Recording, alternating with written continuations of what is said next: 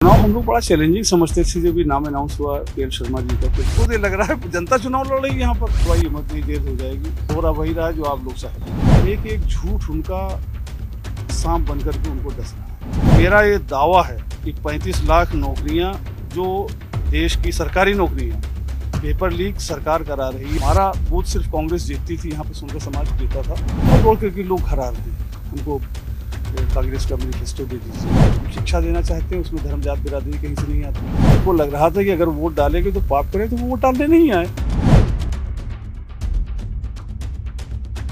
अमेठी का चुनाव देश भर में चर्चा का विषय बना हुआ है और सभी की निगाहें यहां पर टिकी हुई हैं। भारतीय जनता पार्टी और कांग्रेस दोनों के लिए यह प्रतिष्ठा का विषय है। हमारे साथ नदीम अशरफ जायती जी हैं, जो आम आदमी पार्टी के प्रदेश के सह प्रभारी हैं। नदीम जी, गठबंधन चुनाव लड़ रहा है, अमेठी कितना बड़ा चैलेंज आप मानते हैं और आपको क्या लगता है, कई बार ऐसा होता है कि समाजवादी पार्टी के साथ, आम आदमी पार्टी के साथ पार्टियों के गठबंधन तो हो जाते हैं, लेकिन असल में कार्यकर्ताओं के बीच में जमीन में नहीं उतर पाता। धन्यवाद अखिलेश जी, आप आए अमेठी में, आपका स्वागत है। जो कि मेरा घर भी है यहाँ पे, हम लोग पहले से मित्र हैं, लेकिन आज मेरे गृह नगर में आप आए हैं, आपका स्वागत है। चुनाव हम लोग बड़ा चैलेंजिंग समझते थे जब भी नाम अनाउंस हुआ के.एल. शर्मा जी का। के.एल. शर्मा जी से हम लोग, मैं जब पढ़ता था तब से 1983 में आए थे, तब से संबंध था। ये भी यंग थे, हम लोग बच्चे थे। तो 41 वर्ष हो गए इनको रहते हुए। पार्टी अलग है लेकिन गठबंधन में तो हम लोग हैं ही हैं। अच्छा, एक बात बता दें, हमको तो ये लग रहा है जनता चुनाव लड़ रही है यहाँ पर। अभी सब बच्चे गए थे, सब कार्यकर्ता हैं आम आदमी पार्टी के। कल का हमारे पास वीडियोज हैं। भाजपा का पदाधिकारी है, आप कहेंगे तो मैं आपको फॉरवर्ड कर दूंगा। नाम बताया उसने, अपना पद बताया, मगर उसने कहा कि बुलवाइए मत, नहीं देर हो जाएगी। हो रहा वही रहा जो आप लोग चाहते हैं। ये कार्यकर्ता का उनका हाल है। ये मैं आपको भेज दूंगा। लोग हैं डरे हुए हैं कि प्रधान जी शिकायत कर देंगे, जेल हो जाएगी। जब इतनी दहशत होती है तो 77 हो जाता है। तो वो हालात हैं यहाँ पर। जी, आपको क्या लग रहा है कि राहुल गांधी को हरा करके उन्होंने कहा कि वो उन्होंने अपना घर बना लिया है, उन्होंने अमेठी को आत्मसात कर लिया है, अमेठी ने उन्हें आत्मसात कर लिया है। देखिए, झूठ की बहुत लंबी उम्र नहीं होती है। 10 साल तो बहुत होते हैं। अब एक एक झूठ उनका सांप बन करके उनको डस रहा है। इनको भी, सरकार को भी, प्रधानमंत्री जी को भी। एक पत्रकार आए थे अभी यहाँ पे, किसी दुकानदार को 13 रुपए दिया, 1 किलो चीनी दे दीजिए। बहुत खफा हो गए वो। 13 में कैसे दे दें इतने रुपए में? तो उनका भाई, हम तो ये सुने थे कि स्मृति जी ने 13 रुपए में कहा था हम जीतेंगे तो 13 रुपए में बिकेगी। ये चीजें हैं, उनको दोहराने से कोई फायदा नहीं। आप भी जानते हैं, पूरा देश जानता है क्या क्या इनके वादे थे, क्या थे सब। मेरा ये दावा है कि 35 लाख नौकरियां जो देश की सरकारी नौकरियां पेपर लीक सरकार करा रही है, ताकि अब की वो, उनको भरोसा था कि हमारा झूठ सर चढ़कर बोल रहा है, अब की हम सरकार बनाएंगे तो हम संविधान को खत्म कर देंगे, आरक्षण को खत्म कर देंगे, तो ये दलितों पिछड़ों को ये नौकरियां नहीं मिलेंगी। जितने भी पेपर लीक हो रहा है सरकार कराती है, लगातार करा रही है। तो ये सब लोग अब जान गए हैं। हम अपने यहाँ जायज का बता दें, इधर 10 वर्षों का पहले तो हम सभी कांग्रेस के वोटर होते थे। सोनकर समाज की बड़ी आबादी है यहाँ पर। हमारे यहाँ नीचे उतरते ही पूरी आबादी है। हमारा बूथ सिर्फ कांग्रेस जीतती थी, यहाँ पे सोनकर समाज देता था। 70% है, बाकी सारे बूथ पे भाजपा जीतती थी। आज दौड़ दौड़ करके लोग घर आ रहे हैं। हमको कांग्रेस का मैनिफेस्टो दे दीजिए। हमसे कहा कुछ लोगों को बुलवाइए, मैंने कुछ सुनकर समाज नेता बुलाए और उनका कहना है कि वो, हमें लगा कि वो लोग झूठ नहीं, वो ये नहीं कहा कि 100%, उन्होंने कहा कि 70% सुनकर समाज का वोट कांग्रेस को मिल रहा है। अंधभक्त भी है, तो कहा वो नहीं देंगे।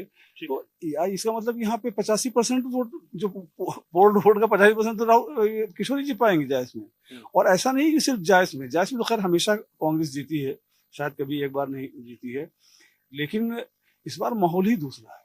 दलित, पिछड़ा, ब्राह्मण, क्षत्रिय, अच्छा, उनके अपने लोग जिनको उन्होंने 5 साल रगड़ा है, तो उनको बेचारों को तो पहली बार मौका मिल रहा है। तो हिसाब तो आदमी बराबर करता ही है, तो उनके अपने लोग भी उनसे हिसाब बराबर कर रहे हैं।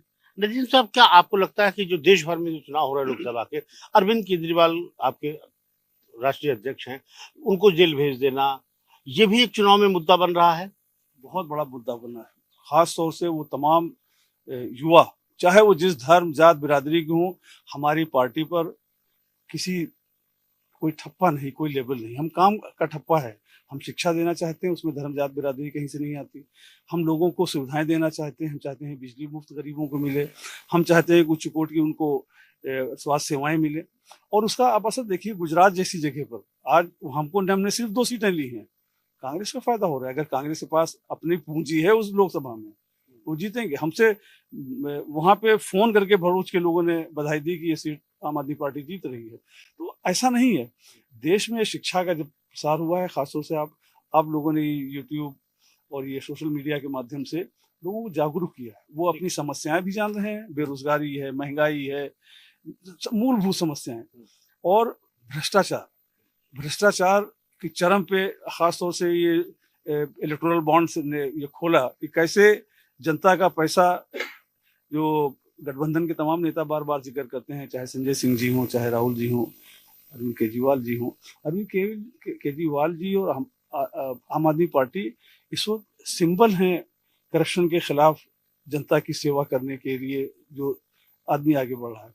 राहुल जी के पीछे भी बहुत सी है, गठबंधन के हमारे नेता हैं। तो लोगों को लगा कि अब बहुत हो गया, ये समझते थे कि अब ये चलता रहेगा, झूठ पे झूठ। हिटलर कहता था कि इतनी बार झूठ बोलो कि लोग सच मानने लगे, तो वो खत्म हो गया। अच्छा, आपको लगता है कि ये क्या जो चुनाव हो रहा है ये किसान के आय पे हो रहा है, बेरोजगारी पे हो रहा है, रोजगार पे हो रहा है, या बीजेपी इसको डिरेल करना चाहती है, हिंदू मुस्लिम मंदिर मस्जिद भारत पाकिस्तान इस पे?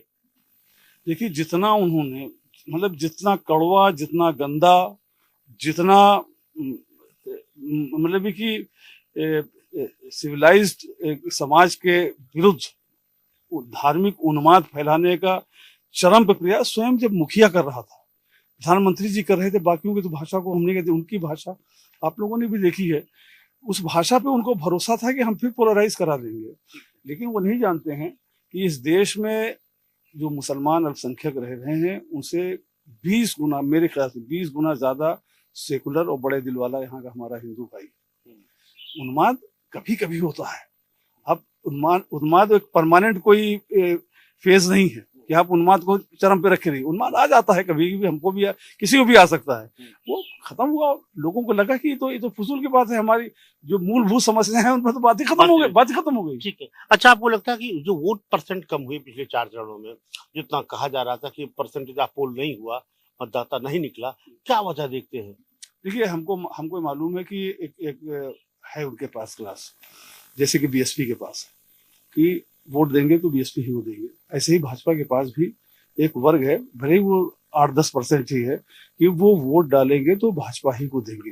अगर उनको लग रहा था कि अब वोट डालेंगे तो पाप करेंगे, उनको लग रहा था कि अगर वोट डालेंगे तो पाप करें, तो वो वोट डालने नहीं आए। ये उन्हीं के वोटर थे, ठीक। वैसे साहब, आपको लगता है कि, एक आखिरी सवाल आपसे है कि इस चुनाव में सबसे बड़ा चैलेंज आपके सामने क्या है? मतदाताओं को बूथ तक पहुंचाना, प्रशासन से मुकाबला करना, या क्या सबसे बड़ा चैलेंज आपको क्या लगता है?